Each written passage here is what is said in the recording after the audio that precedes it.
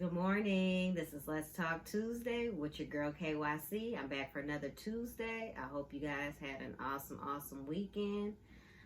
I want to inform you, which I've told you in the past before, I'm a spirit-led coach. I specialize in healing and deliverance, and I encourage people and I love people back to life. That is what I do, a spirit-led coach. I'm a mentor. I coach people. I get you unstuck. I rejuvenate things in you that you haven't thought about in years, a while. It's AIM, all in mentorship. Check us out on the website, www.ourremainrg.com. This Tuesday, what I wanted to talk about, in the past, I've also talked about Wellsprings of Freedom International. I've talked about that before. I've talked about, look them up on the website, Wellsprings of International Freedom. It's an amazing ministry. They specialize in the same thing, healing and deliverance. They deal with people who have been broken, who have been stuck, who have been traumatized, who have been lied to, the lies that they have believed for years. And I had a session this past Friday, and I wanted to kind of explain to you what my session was like. So in my session, I had went back to when in my childhood. Many of us have had stories and, childhood experience, things that weren't so good in our life. So I had a wound. They call it a wound. And in the wound, I was like a 6 to 7 year old child. And some things were done to me, not some things, but something had happened to me in my earlier childhood that is part of my story. It's part of who I am today. And before, when I was younger, I used to be ashamed of it. And now I'm not ashamed of it. But anyways, in my session, the 6 or 7 year old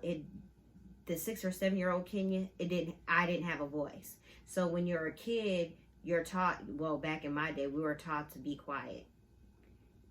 We were taught that we were not to be heard. We weren't able to talk back. We weren't able to express our feelings and different things. That's how I was taught growing up. And so when things happened to me that I did not like, I hid it. I didn't tell anybody, and I should have told somebody. And maybe if I would have told somebody, maybe the things that happened to me wouldn't continued on, but they continued on for a period of time. And so basically, as a 6 and 7 year old, I didn't know that it was okay to say something. And so I kept quiet about it because I didn't want that other person being in trouble. I was protecting that other person, which was wrong of me because then I endured the back end of that. And so in my session, they allowed the 6 and 7 year old to have a voice.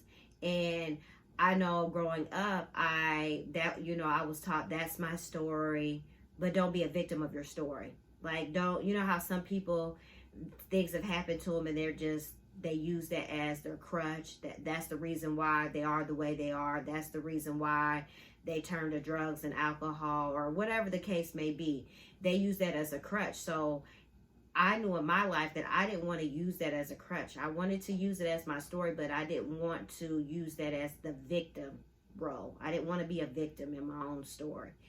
And so I put on a mask. And a lot of us today, we are wearing masks. We're wearing masks to cover up what we feel or what we did feel. And that's really, we shouldn't hide. We shouldn't put on a mask.